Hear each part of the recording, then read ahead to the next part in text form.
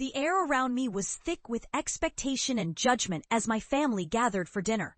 The clinking of cutlery and the muted buzz of conversation faded into a backdrop of dread. I had spent the last 10 years pouring my heart and soul into a dream they deemed laughable. A dream to become a game developer. They called it a ridiculous fantasy, a pipe dream. I could still hear my father's voice, laced with scorn, dismissing my aspirations like a bad joke. "Why can't you just get a real job?" he had snapped, his brow furrowed with disappointment. My mother had nodded in agreement, her silence more damning than words. My younger siblings had giggled, eyes wide with the thrill of mockery. At that moment, I felt the weight of their derision settle in my chest like a stone. I left that house, the place that was supposed to be my refuge, with my heart in tatters. But in that pain, a fire ignited within me. I promised myself that I would rise from the ashes of their rejection, that I would prove them wrong. I packed my bags and fled to the city, where bright lights and pixelated dreams awaited. I was determined to carve my own path. The journey was anything but easy. I juggled multiple jobs, waitressing, delivering pizzas, and even tutoring kids in math. Each night, I returned to my tiny studio, exhausted but exhilarated. I poured every ounce of my being into my game. A haunting adventure about a young hero battling demons, a reflection of my own struggles. My fingers danced across the keyboard, creating worlds that had once existed only in my mind. The rejections piled up like discarded sketches in a trash bin. Publishers turned their backs, and I faced countless no's. But with every rejection, I felt the resolve solidify within me. I was not just fighting for my dream. I was fighting against the chains of their skepticism. Every sleepless night, every tear shed felt like a step closer to freedom. Years passed, each one filled with growth and determination. I learned the intricate dance of programming, the art of storytelling, and the technicalities of design. Slowly, my game took shape. It became a living, breathing entity, a part of me that I nurtured and loved.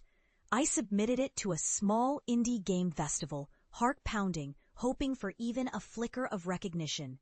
And then it happened. The day I received the email felt like a fever dream. "Congratulations, you've been selected." My hands trembled as I read the words again and again. I was going to showcase my game to the world. I had done it. When the festival came, the crowd was electric. Gamers and developers alike swarmed around my booth, their eyes lighting up as they played my game. The response was overwhelming. I felt the whispers of disbelief and admiration swirl around me. "This is incredible." "How did you create this?" It was a moment I had only dreamed of, a moment of validation that washed over me like a warm tide. As the festival drew to a close, I was approached by a well-known gaming company, offering me a deal that would change my life forever. I felt the weight of every "you can't" and "you won't" fall away. I had made it. Years later, I stood in front of my childhood home, a mixture of pride and trepidation coursing through my veins. I was no longer that timid kid who had fled in shame. I was a successful developer, my game now a bestseller. I took a deep breath, steeling myself for what was to come. The door creaked open, and my family stood before me, their faces a tapestry of surprise and confusion. My mother's eyes widened, and for a moment I saw a flicker of recognition. The walls of my childhood home felt alien yet familiar, a stark contrast to the world I had built for myself. "What are you doing here?" My father's voice was gruff, though I heard a hint of uncertainty in his tone. I stepped inside, the scent of home-cooked meals filling the air. But it's so different now, tainted by the past.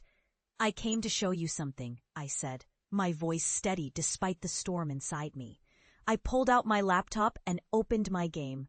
The screen flickered to life, and the room fell silent as they gathered around, curiosity mingling with skepticism.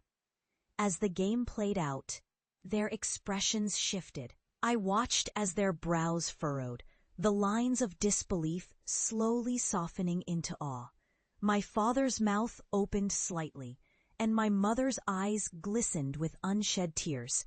When the credits rolled, I closed the laptop and looked at them. A mixture of vulnerability and defiance in my gaze. I did this. I followed my dream, despite everything you said. Silence hung in the air, heavy and thick. I felt the weight of their past judgments pressing down on me. But I stood tall.